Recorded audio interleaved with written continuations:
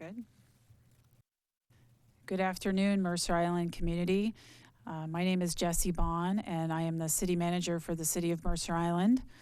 I apologize for the delay in starting our briefing today. We had some technical difficulties. Hopefully we are broadcasting now. Today is Thursday, April 23rd, and as a reminder, we are recording this broadcast so that it can be viewed at a later time. All right, let's go ahead and get started with our briefing. Several guests here today, and I'll just remind the audience that we do have protocols in place for people that join us on the broadcast, not only to make sure we're properly distanced here at the dais, but even how we interact in the space and arrive into the building. I'm pleased to welcome today Mercer Island Community Fund board member Sharon Perez, and in just a moment we'll be speaking with her about the We Love Mercer Island campaign. We'll have a brief update today on COVID-19 cases, and then spend some time talking with Sarah Bluevest, who is our small business liaison during the emergency. And then we'll finish this afternoon with city service updates and a few other reminders as we go forward. So with that, I am really pleased to be joined by Sharon Perez today. Again, a board member and probably a well-known face to so many people here on Mercer Island. She's a board member with the Mercer Island Community Fund. Welcome, Sharon. She spent many, many years, over 20, as the slide says, managing and consulting with nonprofit organizations on a variety of things like executive leadership, strategy, fundraising, and marketing. Most recently, she's been serving on the Mercer Island Center for the Arts board and leadership team. She was named. She has some incredible accolades that I'm going to embarrass you here a bit, Sharon. Named one of the most influential business women in Portland by the Portland Business Journal.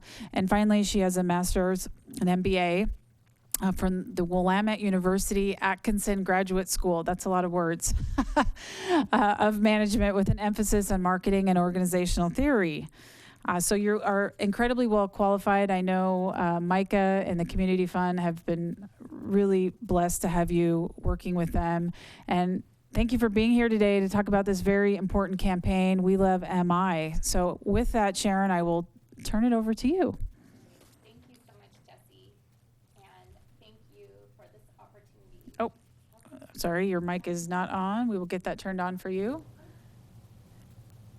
Almost. There we go. Good. Okay.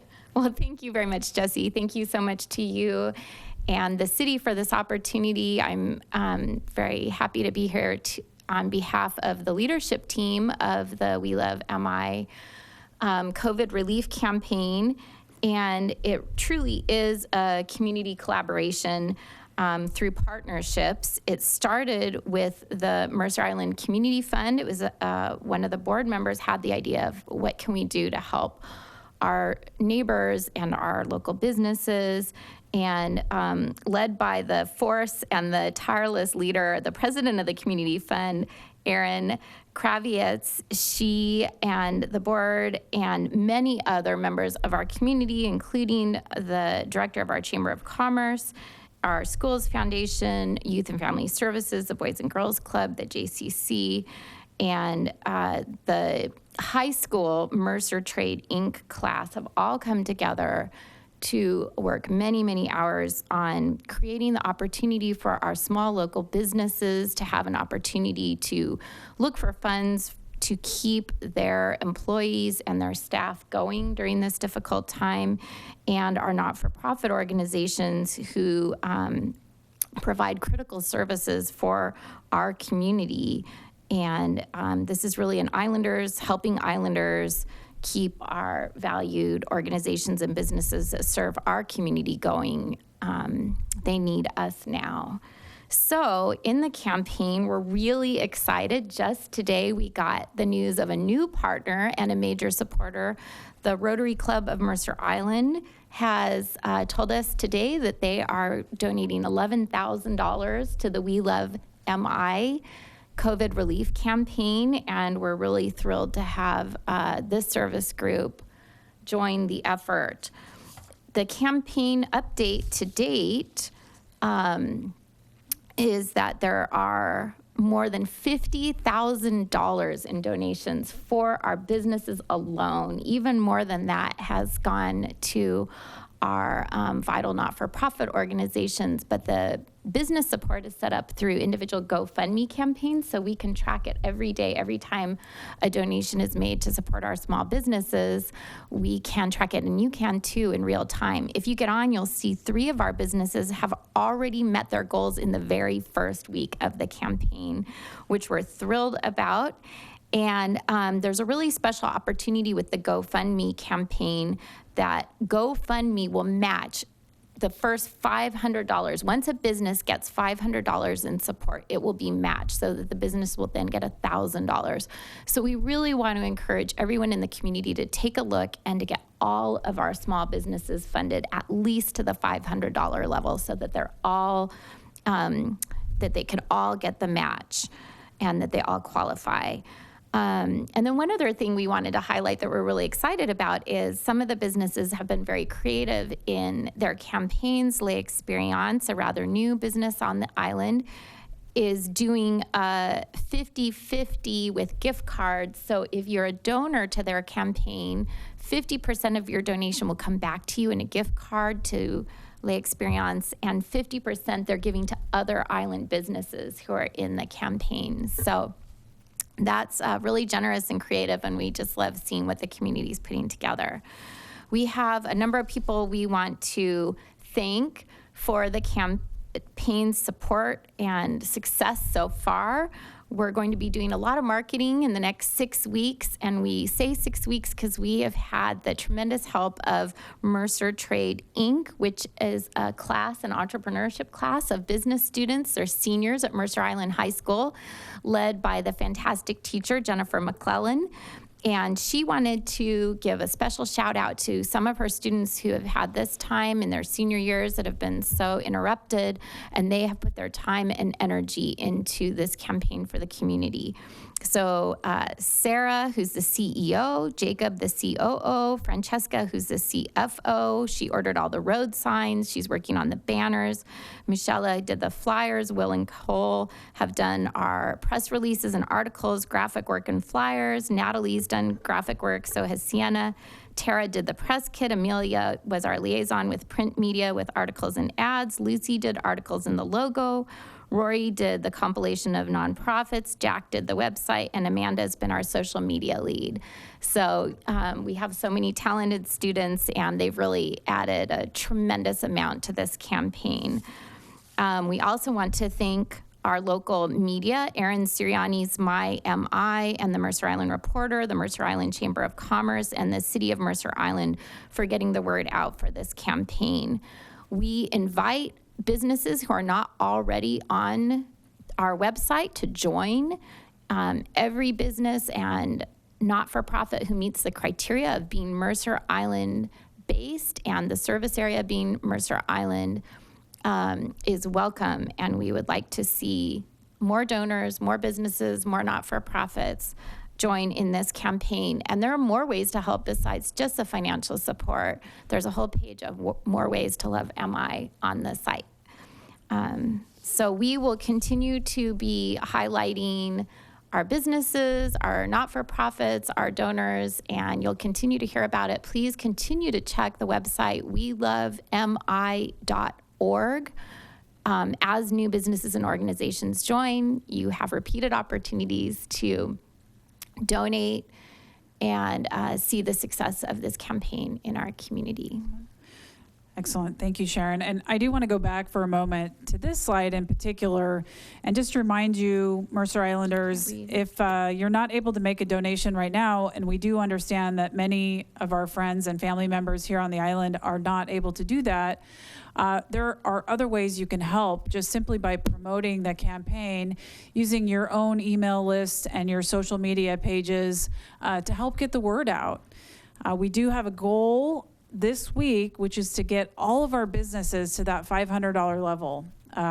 So let's do what we can to help them get there. And as a reminder, I just want to repeat this because it's so important. All businesses that hit the $500 mark are matched. That $500 is matched by GoFundMe. So let's do what we can. even a small donation like $5 or $10, it helps us get there. Yep. Many thanks. I know I have been in touch with community fund members over the last 2 weeks. I'm so impressed with what you've been able to do on such a short time. It just goes to show that we are a really talented and committed community. And I also wanted to give a shout out to the high school students. I know you just read all of their names, but it sounds like they have been doing so much work behind the scenes. They really have. Absolutely.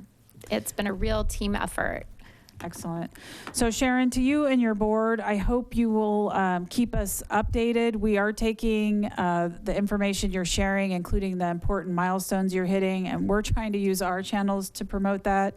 And if there are other ways that the City of Mercer Island, our City Council, or our staff can help, please do let us know. Thank you. And again, my thanks for joining us here today to share this information. It's good to be here.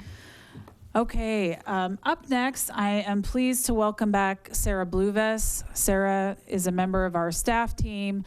Several weeks ago, I've actually lost track of time. It was probably 4, 5, 6 weeks. We asked Sarah to step into a new role and provide some support to the city regarding small business needs, particularly associated with the pandemic.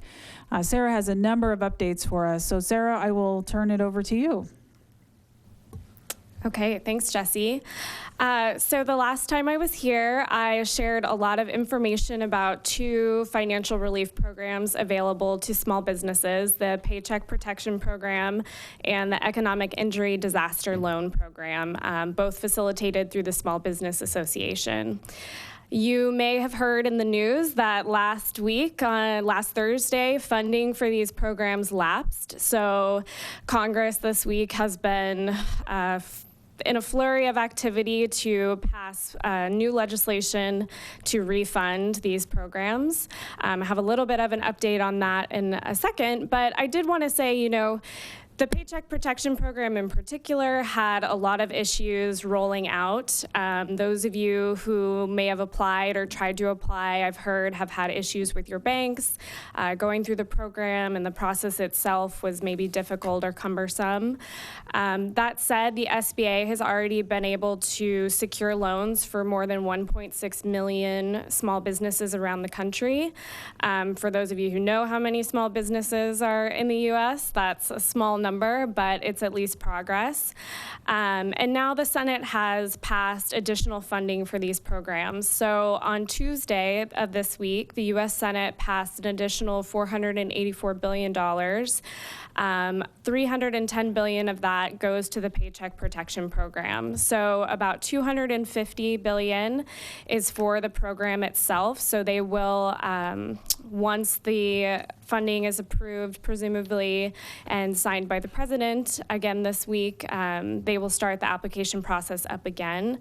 So 250 is going towards small businesses again for the program, as well as about $60 billion to help smaller banks. You may have also heard in the news reports about major corporations receiving $10 million loans and kind of edging out the small businesses who really need the help. And that was a major flaw in this program that the federal government is taking credit for or taking responsibility for. So they've made some concessions to right some of that, and that includes $60 billion to go to smaller lending associations. So credit unions, community banks will have more access to funding to help facilitate this program, which will hopefully benefit those small businesses who were disadvantaged before. If you applied for the Paycheck Protection Program before and you already know that you were awarded funding, please reach out to me to let me know. It's really helpful for me to keep tabs on that, just so I know how best to support you. And if you weren't able to apply or you were potentially in the queue working with your bank, I encourage you to reach out to them as soon as possible if you haven't already this week, just to see if they have any additional information. I, of course, will continue updating Let's Talk and pushing information out to my contacts, but please feel free to reach out to me if you have questions about the PPP. Sarah, before we go to the next slide, I just wanted to make sure that we were totally clear on this. The new funding has not yet passed the House, but it is in progress. And we'll Correct. certainly send an update out as soon as we have more information. Correct. So the Senate passed their bill on Tuesday, and the House of Representatives is expected to approve it today. The issues with small businesses right now are rampant across the country, so I know that this is a major priority. But again, yes, it hasn't been fully approved yet, but we're trying to set you all up with information ahead of time. Excellent. And you may not know the answer to this yet. If a small business applied and wasn't funded, do they have to reapply, or we're waiting to hear? Or That's a good question. I haven't heard now. One of the questions I have is if you were already in the process but you hadn't heard back yet, do you basically have to get back in line? Do you lose your spot? I haven't heard confirmation about that. So those are some of the questions that I'm trying to figure out through my contacts at the Small Business Development Corporation for the state. So if you have questions like that, feel free to send them my way, and I can reach out to business advisors to learn more and share that out. excellent. Okay, thank you. Yeah. And then the other program that is a major financial relief program for small businesses right now is the Economic Injury Disaster Loan. The EIDL funding also lapsed on April 16th, but additional funding is also included in this new bill that will hopefully be approved this week, fully passed this week. So this bill includes an additional $60 billion for the EIDL program. That includes $50 billion to just replenish the fund itself, so in order to facilitate more loans. And then you may also recall, if you applied for the program or you watched the briefing when I was here a couple of weeks ago, that the SBA was also offering a $10,000 grant advance, up to $10,000. So when you applied, you could say that you wanted to also be considered for the grant. The program has received an additional $10 billion for that grant advance. So again, stay tuned for more information about the EIDL. And once things are back up and running, we will share out more information. Just a couple insider tips that I do have about the EIDL. So if you already applied, check the confirmation number you received when you applied. You should have received it via an email. If your confirmation starts with a 3, this is very technical, that means that your loan is likely being processed. So you're making your way through the queue. If it starts with a 4, unfortunately, that means it'll probably be a while before they get to processing. So check your confirmation number. Another tip is that you can check your credit report. So if your credit history was pulled since the time you applied for the EIDL, this is a good sign that your application could also be being processed. So check to see if the Small Business Administration was the entity that pulled your credit history, and that'll give you a little bit more of an indicator, because I know that the communication with this program has also been fairly challenging over the past few weeks. Excellent. So I just got, this is part of the reason I have my computer sitting here, is it seems as we're doing these briefings, we have new information coming in. So back one slide here. Whoops. I just got word that the House did pass this measure, and it's headed to the president for signature. All right. More information to come on the Paycheck Protection Program. That's great news. So Jessi shared information about this at the city council meeting during her city manager's report on Tuesday night. Facebook is one of the private organizations that is stepping up to help out small businesses right now. Last Saturday, April 18th, they opened up applications for their small business grants program. The applications open to New York City and Seattle area businesses first, so Mercer Island organizations get to jump the gun on this one. This program offers $100 million in cash grants and Facebook ad credits, and the majority of small businesses on Mercer Island are likely eligible for this program. So I encourage you to check it out. The applications open until 11:59 p.m. on May 6th, so you still have a few weeks to look into it and decide if you want to apply. And we have information about the Facebook program on Let's Talk right now.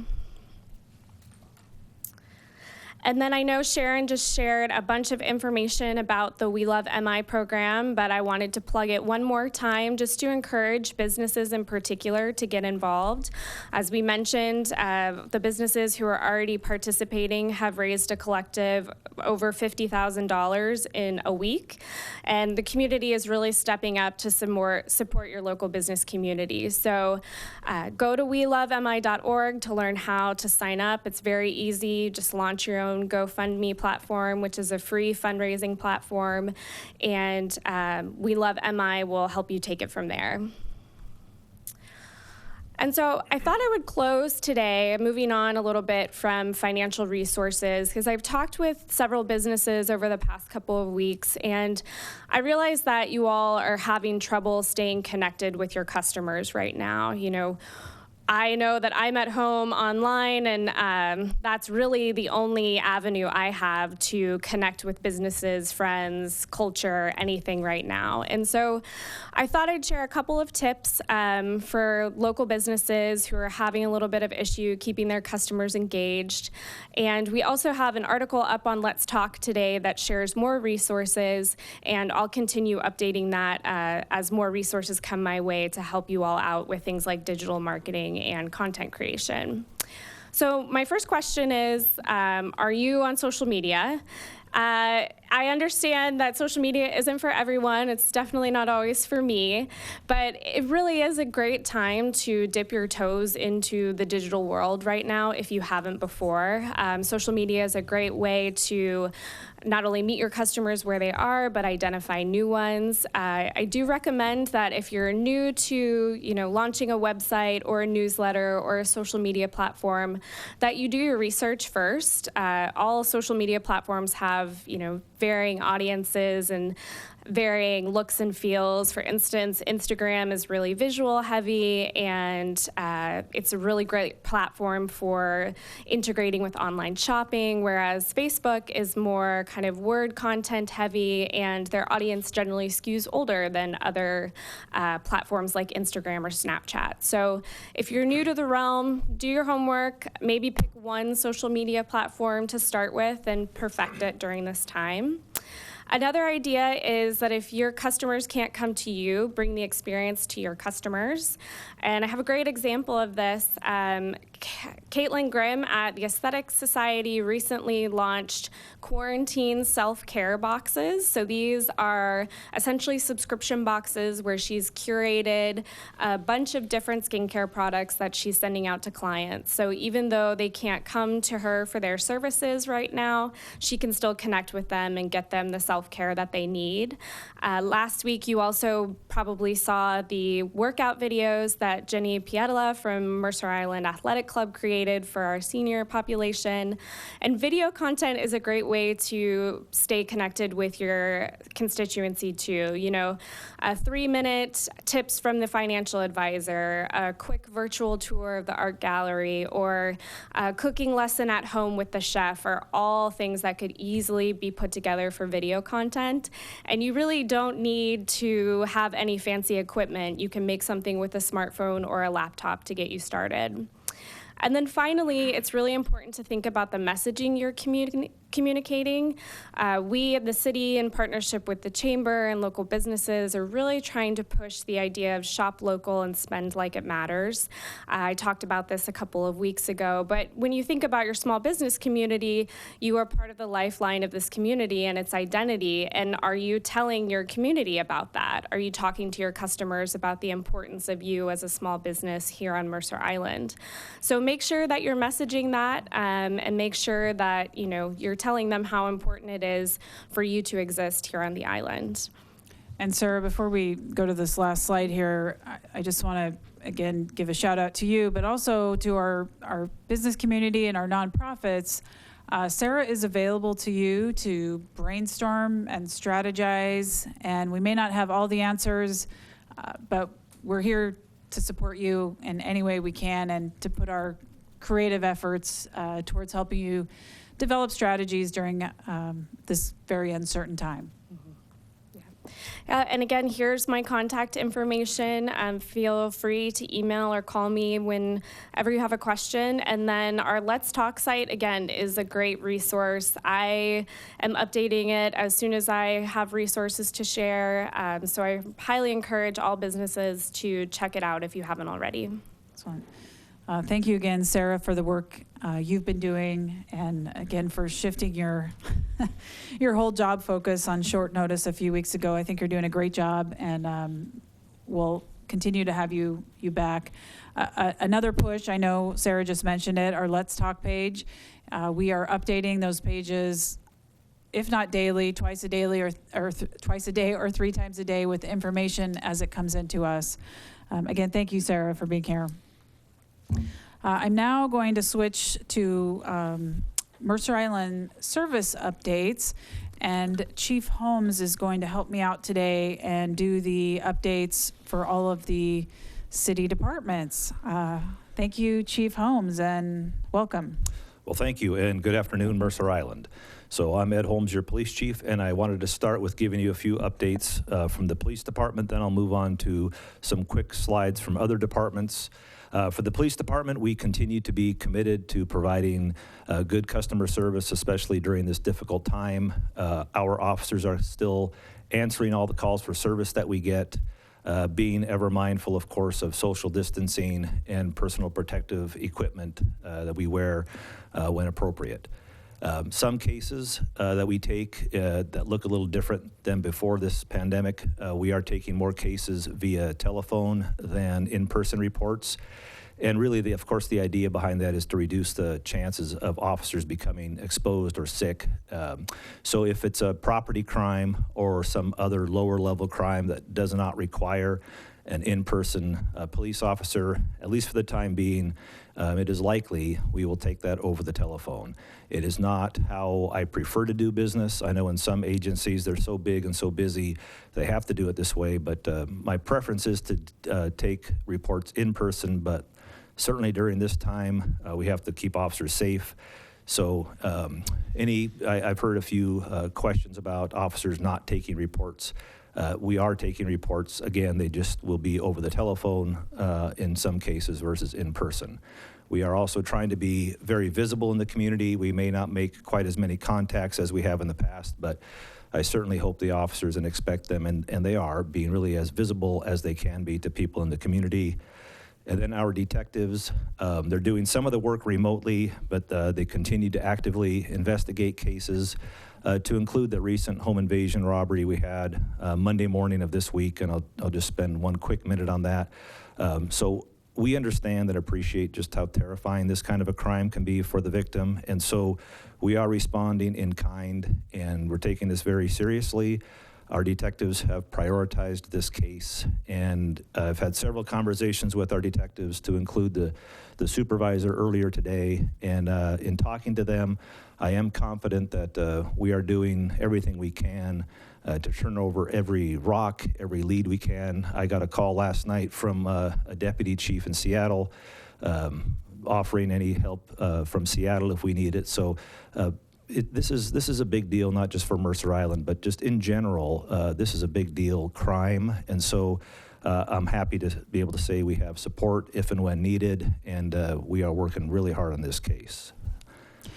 So we have a new program, largely born out of some of the recent criminal activities that have happened on the island, that I understand you're going to share with us today. Yeah, it is called a virtual block watch. So this is new for us. I'm not familiar if any other department has done this or tried this yet, but for a good number of years, we've had a block watch program where an officer or two will come to your neighborhood and talk to you about crime trends, and what you can do to keep yourself and your neighborhood safe. And so what we're doing now is we're going to do this differently. We're going to try doing this virtually or through either Zoom or Teams. So we are hopeful that we can do this rather than in person. We can talk about crime tips because truly we are each other as neighbors, our eyes and ears. So typically there's only 3 police officers on duty at any one time. So we really do rely on neighbors to help each other. I recall a block watch talk I gave a number of years ago, and there was a whole group of people in the front yard. I had them all face me. I was up against the house, and I just asked them if any of them, without looking, could tell me the color of the car parked across the street. And none of them could, because that's not something they typically pay attention to. And so the idea with that little exercise there, and my point in sharing that with you here, is this is a time to just pay attention. So if there is a vehicle in your neighborhood that you've never seen before, maybe it's perfectly fine. Maybe it's someone visiting your neighbor, but maybe it's not. And so it's worth just paying attention to. And at a minimum, maybe you just casually write down the license plate. And if something happens in the neighborhood you hear of, at least you have a license plate you could give the police. Certainly don't hesitate to call us. Never hesitate to call us. If something doesn't feel right or look right, we're happy to help out with that. So stay tuned. Again, you heard the push for the Let's Talk page. Get that right. So more information will be on our Let's Talk page about this virtual block watch. We hope to have it off the ground maybe as soon as next week. Excellent. So more information coming. We just wanted to make sure the community knows that we take particularly the incident that happened this week very, very seriously. It's very concerning. And one of our strengths in our community is all of you and your eyes and ears. And so we'll be working on building out this program. And as the chief just mentioned, getting it deployed to you hopefully by next week or absolutely as soon as possible. Okay, emergency management. Our emergency management has activated their volunteers led by Dave Euler. So we have a pretty big army of vetted volunteers in this community, more so than I'm familiar with in other communities, that are really invested and they really want to make a difference and help neighbors out. So it's kind of timely because April 19 to 25 is National Volunteer Week. So I want to express my gratitude to all the volunteers here on Mercer Island. Our emergency manager, Jennifer Franklin, has a bunch of different teams. So if you have expertise in different areas, desire to help in specific areas, I strongly encourage you to connect with Jennifer Franklin. These volunteers are here for things such as what we're experiencing today. So we have volunteers that want you to call the city's helpline there. And the helpline then will connect you with our volunteers. Some of the work they've been doing recently is helping people just get connected with Zoom or the Teams. So we talked earlier about having our block watch done virtually. So maybe you need some help in understanding how to set that up on your end. So we have volunteers who are tech savvy who can help with that. They can also help with any other thing you may need help with. It's certainly worth a call to see if we can help you. Again, the team of volunteers is at the ready. This is what they train for. This is what they want, and they're waiting for your call. Moving over to our parks, we announced last week that we were going to have senior hours at some of our parks, really in an effort to afford seniors some time to enjoy our park, and this is at Mercerdale Park. Enjoy the park without fear of running in too closely with others.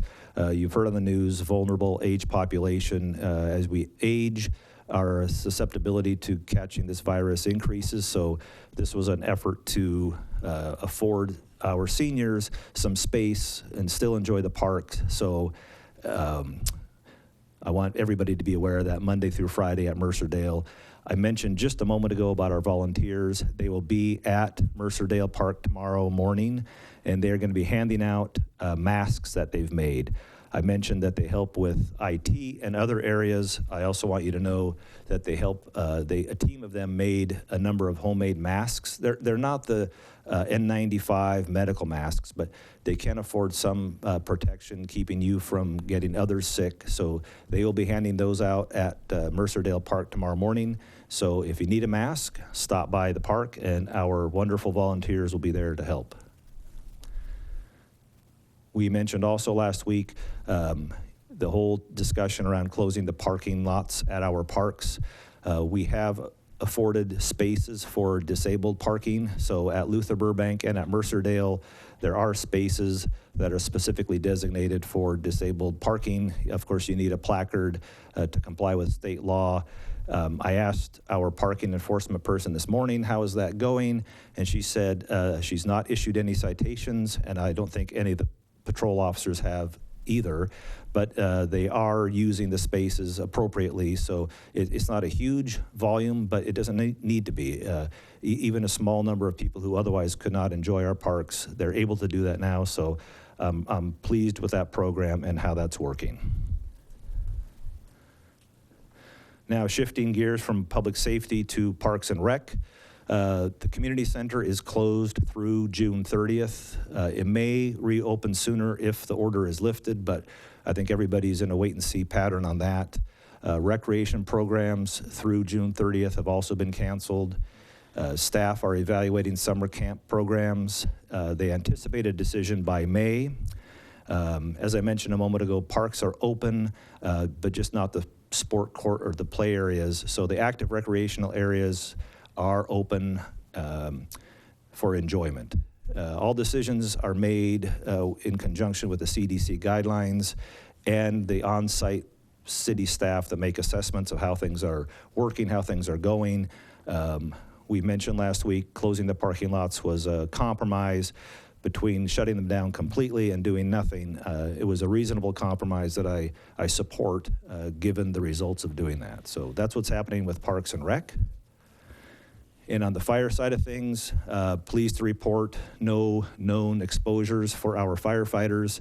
Their PPE supplies are high. They have about 10 weeks worth of PPE supplies at the ready.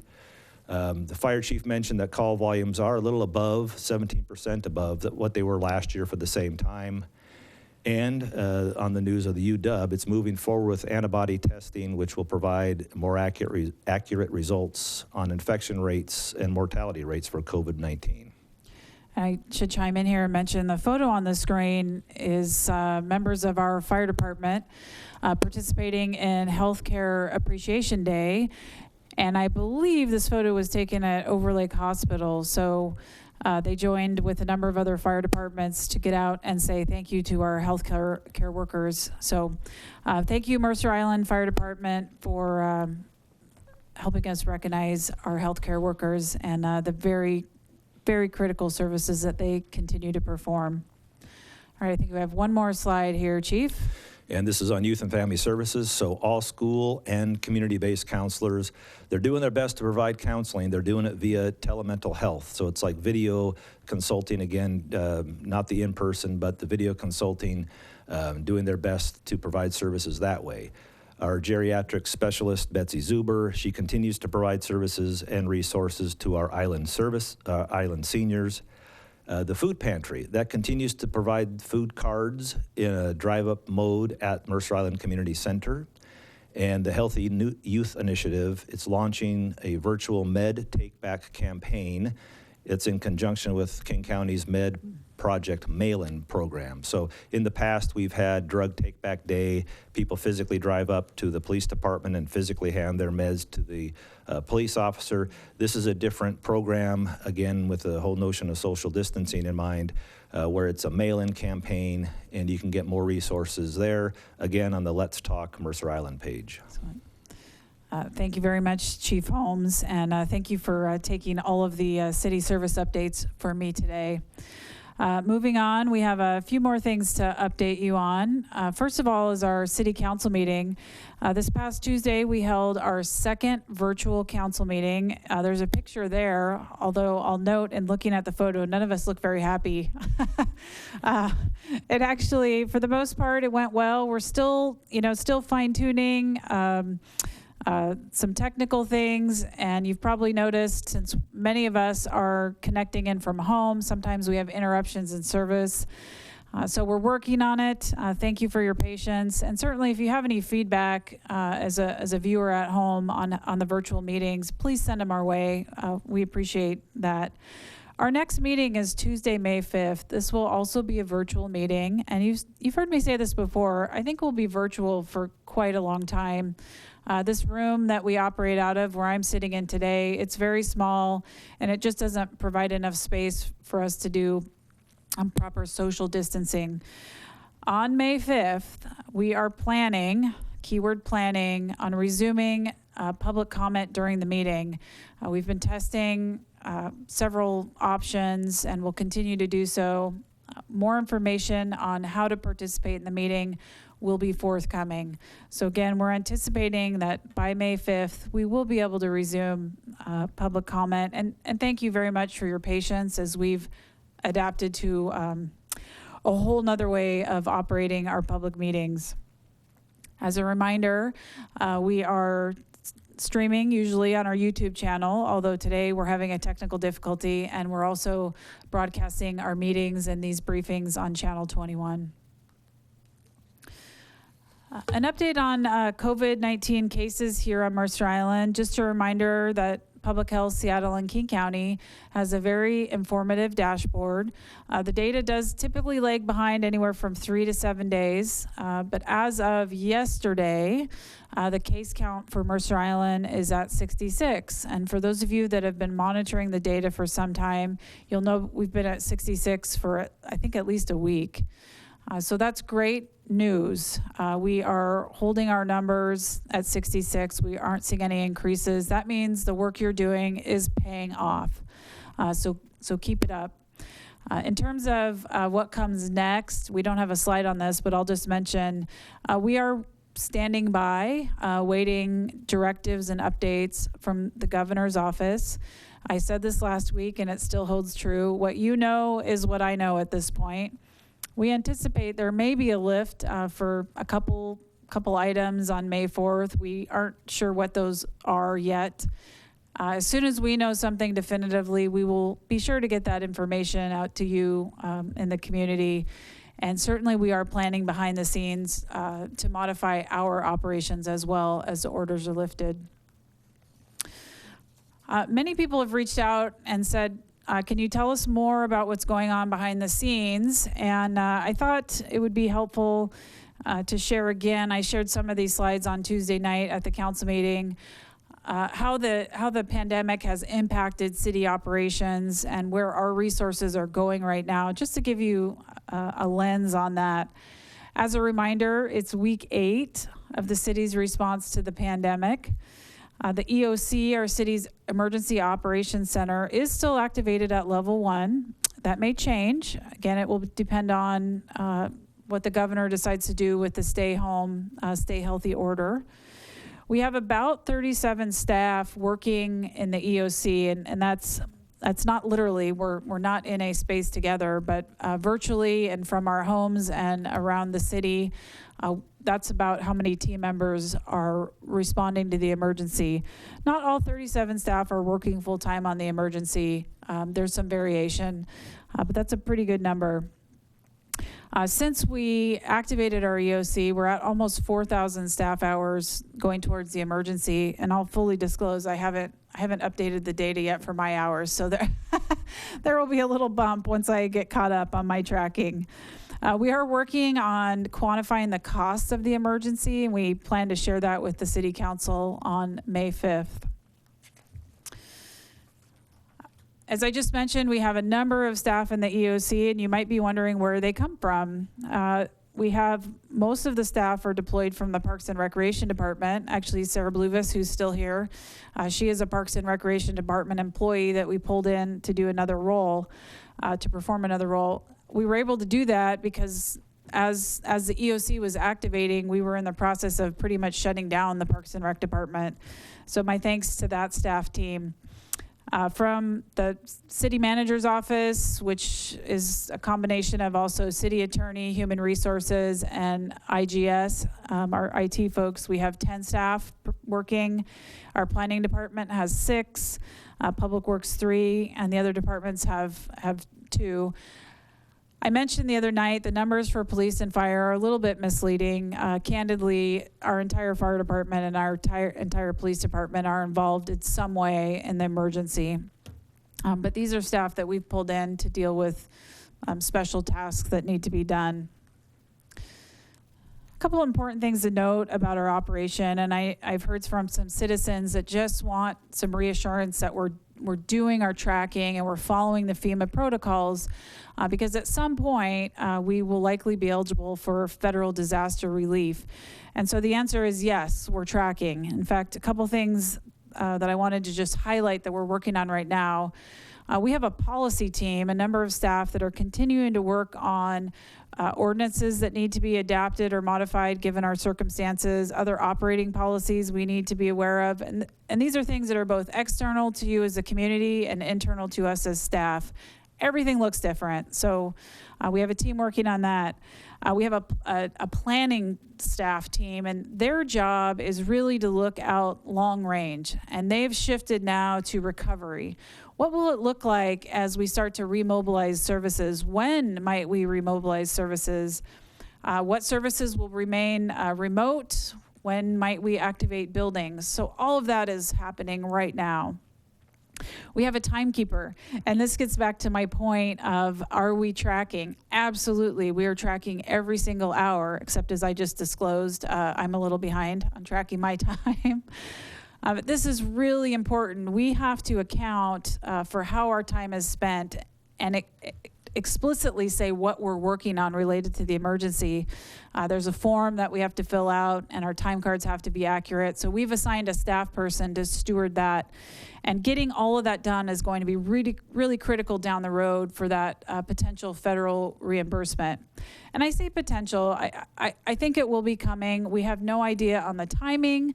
We don't have any idea on the process. And we're not even entirely certain on the amount, but we are ready to submit when the time comes. And finally, supplies. One of the things we talked about in the very beginning of this pandemic was making sure we're keeping the city properly resourced. We continue to have a team. It's a cross-functional team it's led by a Parks and Recreation Department member. Actually, I should say co-led, because a police department member is also working on it. And then fire and public works and even finance are involved in making sure we continue to have supplies to provide you with critical services. So that's a little bit about what's going on behind the scenes. Our call center, which I still can't remember the exact date we went live with this. It's been at least 4 weeks, I seem to recall. We have 6 staff manning one central phone line. This has been a very efficient move we made. And we have another team member that's responding just to emails.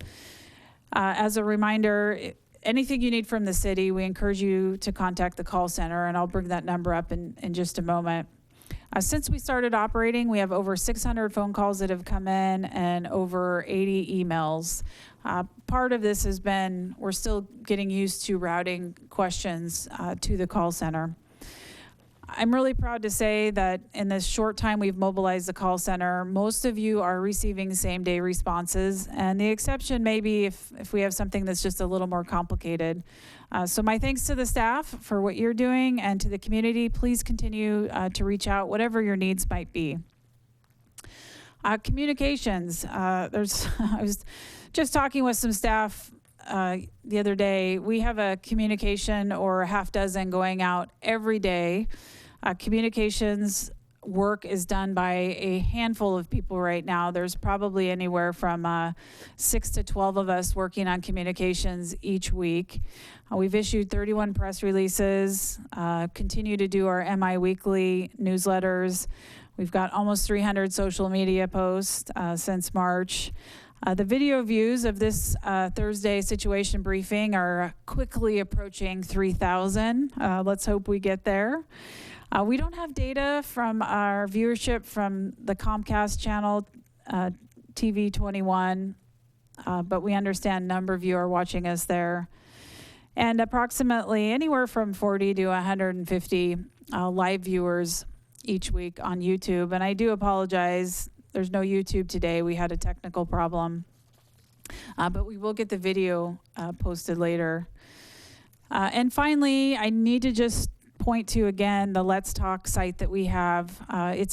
You can't see the back end. It's several pages of interconnected information. And if you visit it regularly, you'll note that we continue to adapt and reorganize the information so that it's easier for you to find things. The pages have been visited over 6,000 times, and we have uploaded over 100 documents, and you have downloaded documents over 1,000 times. So the site is working. I've had a number of people ask me about the city's website, and it's not on this slide, but I'll just tell you, the city was planning on transitioning to a new website, and that website is actually built.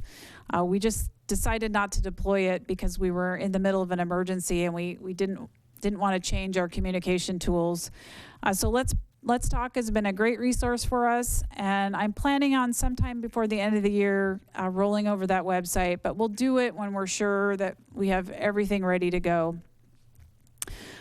So my thanks to the staff team. I hope that helps community with a little more information about what's going on behind the scenes. And if you have any questions, please reach out. We're happy to cover that material here.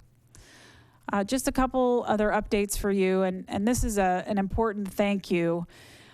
As I mentioned, supply procurement continues to be a very high priority for the city. So this is a thank you on behalf of the City of Mercer Island to Two Bar Spirits, a distillery that is now producing sanitizer. They donated 100 4-ounce bottles of hand sanitizer to the City of Mercer Island this week. Thank you very much. You are keeping our police and fire department and some of our other maintenance workers and staff going. So my absolute gratitude. They are located in the Soto district, and I'm sure they would welcome your patronage when it's safe to do so. As has become tradition on Thursdays, I'm happy to share what our City Hall Elves have been up to. You can see they've been horsing around here. It looks like Chief Holmes with a police car. I'm not sure how you allow that to happen. And in honor of Earth Day, we also had an elf busy, looks like recycling a Diet Pepsi can there. So just an important reminder, we still can have a little bit of fun and hopefully some enjoyment. And the City Hall Elves are certainly making the most of all of the staff being remote these days.